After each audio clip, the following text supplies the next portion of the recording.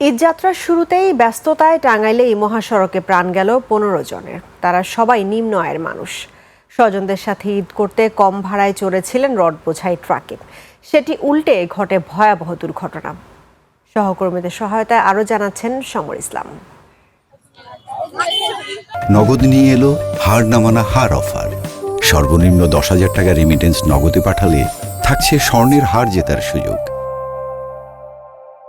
সোমবার ভোর ঘরমুখ মানুষের ভিড় বাড়ছিল সড়ক মহাসড়কে। কালিহাতীতে যমুনা সেতুর পূর্ব প্রান্তের সংযোগ সড়কের সরাতলে তখন মৃত্যু পথযাত্রীদের আর্তনাদ।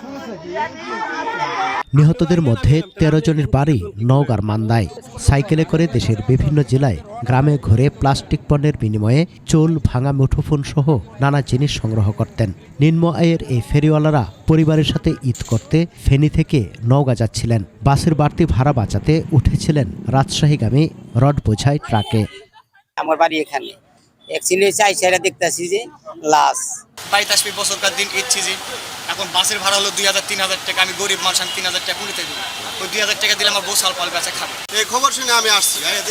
লোক ২ জন পাইছে জীবিত, আর আপন আরো ২ জন মৃত। আর কোন জায়গায় আছে তাও জানি না। তবে তাদের আর ঘরে ফেরা হলো না। পথে সরাতলে নিয়ন্ত্রণ হারায় ট্রাকটি, উল্টে পড়ে খাদে। বেঁচে যাওয়ারা জানান, ট্রাক এত দ্রুত চালাতে মানা করলেও তা শুনেনি চালক। টাকার অভাবে মরদেহ নিতেও সংকটে পড়েন তারা। দেখতেছি গাড়ি তো আর চলছে না, গাড়ি তো উল্টি মারা রয়েছে, মাটি থাক পড়েছে। যে ছেলেটা কথা বললো এটাও নিচে ছিল, ও মাটি খুঁড়ে সেখানে নিঃশ্বাস নিয়ে ও বেঁচে আছে আল্লাহর রহমতে। আর জায়গায় ১৫ জন এই মারা গেছে। পুলিশ ও ফায়ার সার্ভিসের সদস্যরা এসে স্থানীয়দের সহায়তায় রড সরিয়ে নিহতদের উদ্ধার করেন। ১.৫ ঘন্টা চেষ্টার পর আমরা ৬ জনকে জীবিত উদ্ধার করি। আমাদের অ্যাম্বুলেন্স দ্বারা টাঙ্গাইল মেডিকেল কলেজ হাসপাতালে প্রেরণ করি। আমরা প্রাথমিক অবস্থায় ধারণা করছি যে নিয়ন্ত্রণ হারিয়ে ট্রাকটি পড়ে যায় এবং ঘটনাস্থলেই ১৫ জন মারা যান। নওগাঁর মান্দা উপজেলায় নিহতদের গ্রামের বাড়ি এখন স্বজনদের আহাজারিতে ভারী।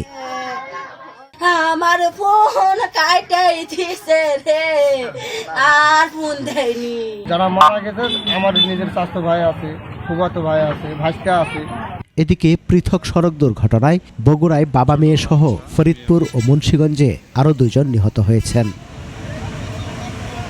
সমর ইসলাম, ২১ টেলিভিশন।